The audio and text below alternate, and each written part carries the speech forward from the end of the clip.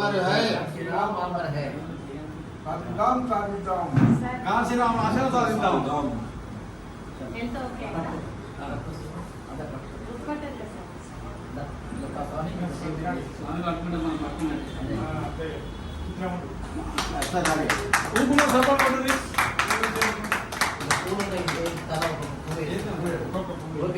ఏంటి సార్ అమ్మాయిలకి ఏంటి ఫస్ట్ ఆయన సార్ నటించడానికి కదా సార్ అదే ప్రాబ్లం ఉన్నాడు నాకు నటించడానికి రాదు అది సమస్య. సాధిద్దాం సాధిద్దాం కాశీరామ ఆశయాలు సాధిద్దాం. కాశీరామ్ గారి ఆశయాలను సాధిద్దాం. కాశీరామ్ గారి ఆశయాలను సాధిద్దాం సాధిద్దాం. సాధిద్దాం సాధిద్దాం కాశీరామ ఆశయాలు సాధిద్దాం. జోహార్ కాశీరామ్ జోహార్ జోహార్ జోహార్ కాశీరామ్ జోహార్ జోహార్ జోహార్ కాశీరామ్ జోహార్ జోహార్. తెలుగు రాష్ట్రాల్లో కూడా ఘనంగా నిర్వహించుకోవడం జరుగుతుంది. ఈరోజు నేషనల్ పొలిటికల్ జస్టిస్ ఫ్రంట్ ఆధ్వర్యంలో ఈరోజు మరి ఏదైతే అశోక్ నగర్లో ఉన్నటువంటి బీసీ ఆఫీస్లో ఈ కార్యక్రమాన్ని నిర్వహించుకుంటున్నాం. ఈ కార్యక్రమానికి ఎంపీ గోపి, అదేవిధంగా స్వామీజీ రాజు గారు, నేతాజీ గారు, నాగుల శ్రీనివాస్ యాదవ్, మరి ఉద్యమకారులు, అడ్వకేట్ జేఏసీ చైర్మన్ నర్సయ్య గారు, పూర్ణాచారి, వీళ్ళందరి సమక్షంలో ఇంకా అనేక మంది ఇక్కడికి రావడం జరిగింది. మరి నిజం ఓటమారా రాజ్ కుమారా నైచెలేగా నైచెలేగా అనే నినాదం దేశంలో సంచలనాలకు కారణమైంది. మేము ఈ దేశంలో 85% ఉన్నాము. 15% ఉన్నటువంటి ప్రజలే, అగ్రకులాలే ఈ దేశాన్ని ఏకధాటిగా పరిపాలిస్తున్నాయి. కాబట్టి ఈ పరిపాలన అగ్రకులాల పాలన కొనసాగడానికి వీల్లేదు. బహుజన రాజ్యం రావాల్సినటువంటి అవసరం ఉంది. అన్ని కులాలకు, అన్ని వర్గాలకు జనాభా ప్రాతిపదికన రాజ్యాధికారం రావాలనే ఉద్దేశంతో కాశీరామ్ గారు బహుజన్ సమాజ్ పార్టీని 1984లో స్థాపించడం జరిగింది. అప్పటి నుంచి ఏంటిది అని అంటే ఆయన దేశంలో పాదయాత్రలు, సైకిల్ యాత్రలు, అదేవిధంగా అనేక రకాలైనటువంటి క్యాడర్ క్యాంపులు, బహిరంగ సభలు, అనేక రకాల సంచలనాత్మకమైనటువంటి నినాదాలను ఇవ్వటం ద్వారా మరి 1989లోనే మొదటిసారిగా ఉత్తరప్రదేశ్లో 14 ఎమ్మెల్యే సీట్లను గెలుపొంది 2 ఎంపీ సీట్లను గెలుపొందడం ద్వారా ఈ దేశంలోనే ఒక సంచలనాన్ని సృష్టించడం జరిగింది. అదేవిధంగా 1993లో ములాయం సింగ్, సమాజ్వాదీ పార్టీ అధినేత ములాయం సింగ్, అదేవిధంగా బీఎస్పీ అధినేత కాశీరామ్ గారు ఇద్దరు కలయికతోటి బీజేపీకి వ్యతిరేకంగా ఉత్తరప్రదేశ్లో ఒక ఫ్రంట్ను ఏర్పాటు చేస్తే 93లో ఘన విజయం సాధించడం జరిగింది. మరి ములాయం సింగ్ యాదవ్ను నేను ముఖ్యమంత్రి చేస్తానని ప్రకటించినటువంటి వ్యక్తి, మరి ములాయం సింగ్ను ఉత్తరప్రదేశ్కే ముఖ్యమంత్రి చేసినటువంటి గొప్ప వ్యక్తి కాశీరామ్ గారు. ఆ తర్వాత మాయావతిని మరి 4 సార్లు ఒక మహిళను ఈ దేశంలోనే మొదటిసారిగా ఒక దళిత మహిళను ఏంటిది అని అంటే ముఖ్యమంత్రి చేసినటువంటి గొప్ప నాయకుడు కాశీరామ్ గారు. అదేవిధంగా మరి దేశవ్యాప్తంగా కూడా అనేక రాష్ట్రాలను పర్యటించి ఒక గౌతమ బుద్ధుల్లాగా, ఒక రకంగా చెప్పాలి అని అంటే కాశీరామ్ గారు ఒక మరో రాజకీయ బుద్ధుడు, అంటే బౌద్ధ భిక్షువులాగా, పొలిటికల్ మాంక్. కాబట్టి ఆ విధంగా ఇల్లు వదిలిండు అని అంటే ఒకసారి పంజాబ్ నుంచి తన స్వగృహాన్ని వదిలిపెట్టి రావటం జరిగింది అని అంటే మళ్ళీ ఇంటికి వెళ్ళలేదు. పెళ్లి చేసుకోనని చెప్పి శబ్దం చేయడం జరిగింది. ఆయన చనిపోయేటప్పుడు కూడా పూచిక పుల్ల ఆస్తి లేదు, అసలు ఎలాంటి ఆస్తి పాస్తులు లేకుండా మొత్తం ఏంటి అని అంటే త్యాగజీవి. ఈ దేశంలో నిజమైనటువంటి త్యాగ పురుషుడు ఎవరన్నా ఉన్నారు అని అంటే కాశీరామ్ గారే. అటువంటి వ్యక్తి ఇవాళ రాజకీయ రంగంలో బహుజనులకు రాజకీయ రిజర్వేషన్లు లేవు. బీసీలకు ముఖ్యంగా ఈ దేశంలో 50% ఉన్నటువంటి బీసీలకు రాజకీయ రిజర్వేషన్లు లేవు. కేంద్రంలో కూడా విద్యా ఉద్యోగ రంగాల్లో రిజర్వేషన్లు లేవు.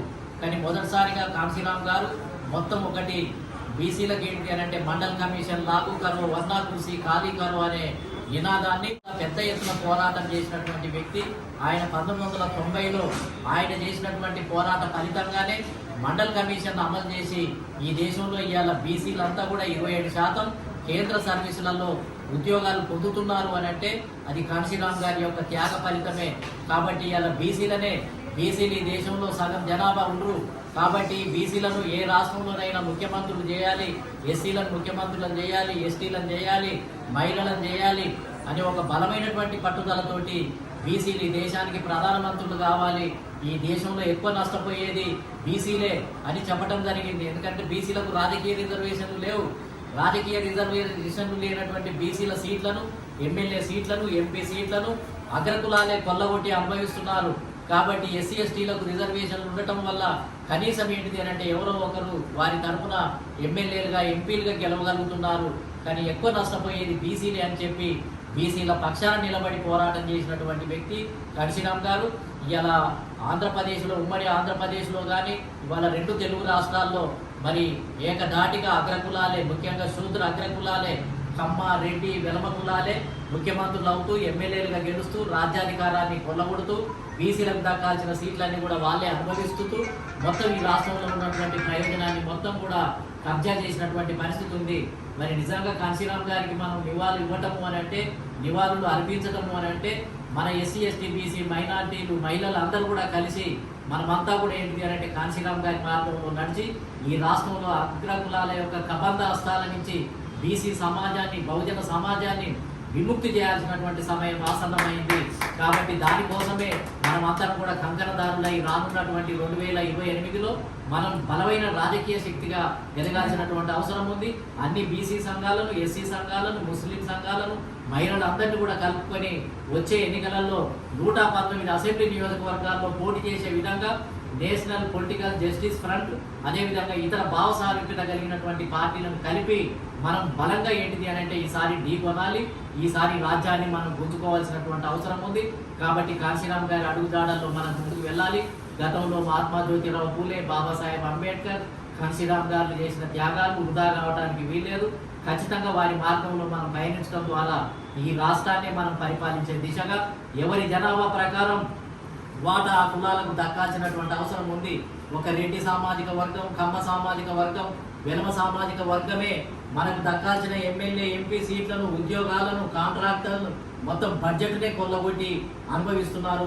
మొత్తం ఏంటంటే వాళ్ళకి ఏంటిది అని అంటే ఈరోజు మొత్తం ఒక స్వర్ణ యుగంలాగా అగ్రకులాలు ఈ రాష్ట్రాన్ని అనుభవిస్తున్నారు. ఈ రాజకీయ బానిసత్వం నుంచి విముక్తి చేయడం కోసమే ఓటును ఆయుధంగా ఉపయోగించుకొని మనం ఏంటిది అని అంటే అధికారంలోకి రావాల్సినటువంటి అవసరం ఉంది అని చెప్పి తెలియజేస్తూ నాకు ఈ అవకాశం ఇచ్చిన మీ అందరికీ కూడా కృతజ్ఞతలు తెలియజేస్తూ సెలవు తీసుకుంటున్నాను. జై పూలే, జై జై భారత్. మరి నాగుల శ్రీనివాస్ గారు, అడ్వకేట్ జేఏసీ చైర్మన్. ఈరోజు మహానుభావుడు, భారతదేశంలో గొప్ప నేత కన్షీరామ్ గారి యొక్క పుట్టినరోజు.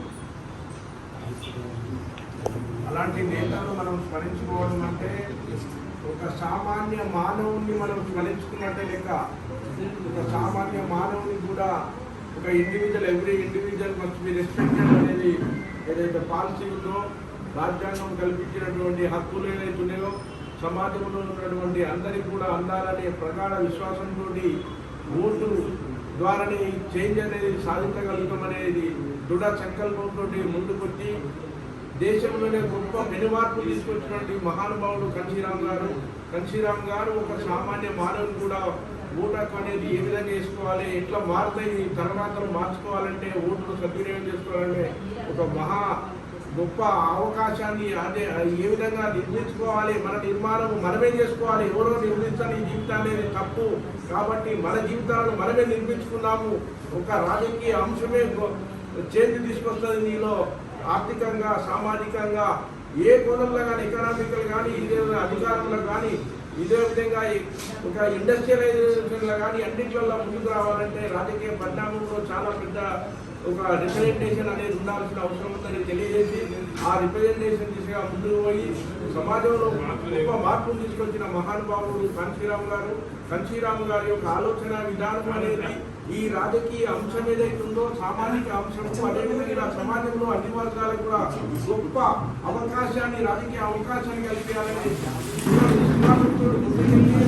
ఫలాలు ప్రతి ఒక్కరికి అందాలనే ఒక అంశాన్ని ముందు తీసుకొచ్చి ఓటు ద్వారా మన యొక్క జీవితాలను మార్చుకోవాలనే అంశాన్ని ముందు తీసుకొచ్చి పెను మార్పులు తీసుకొచ్చినటువంటి గొప్ప మహానుభావులు ఈరోజు కలుసుకుంటున్నందుకు మన ముఖ్య నాయకులు, ముఖ్య అతిథి మన కన్షీరామ్ గారి యొక్క అడుగుజాడల్లో నడిచి ఆయనతో స్వయంగా తిరిగి అనుభవాన్ని ఎన్నో సమకూర్చుకున్నటువంటి పివిఆర్ నారాయణ గారికి వందనాలు చేస్తూ, ఎందుకంటే ఆయన లేడు కాబట్టి, ఈయన మనకు ఉన్నాడు కాబట్టి వీరికి మేము నమస్కరించుకుంటున్నాము. వారందరికీ కూడా పేరు పేరున ధన్యవాదాలు తెలియజేస్తున్నాము. సమాజంలో కూడా అట్టడుగు వర్గాలు అనేది ఏం లేదు, పెద్ద వర్గాలని ఏం లేదు. కాకపోతే ఈ రాజకీయంగా వాళ్ళు ఆ ఓటు హక్కును వాళ్ళకు వినియోగించుకొని మనం వాళ్ళని అడుగుకోవడం అనేది చాలా తప్పు అనేది కన్షీరామ్ గారు ఆ రోజే తీసుకొచ్చిన మార్పే ఈ రోజు ఈ సమాజంలో ఎంతో మార్పు తీసుకొచ్చింది. ఆ మార్పును కూడా తెలంగాణలో కూడా ప్రతి ఒక్కరు కూడా ఈ రోజు రేవంత్ రెడ్డి గారు కూడా రాజ్యాంగమే ముఖ్యమని అంటున్నారు. అందరూ కూడా రాజ్యాంగమే ముఖ్యమంటున్నారు. ఆ రాజ్యాంగంలో ఫలాలు కూడా ప్రతి ఒక్కరికి అందే దిశగా మనం ముందుకు పోవాలని తెలియదు.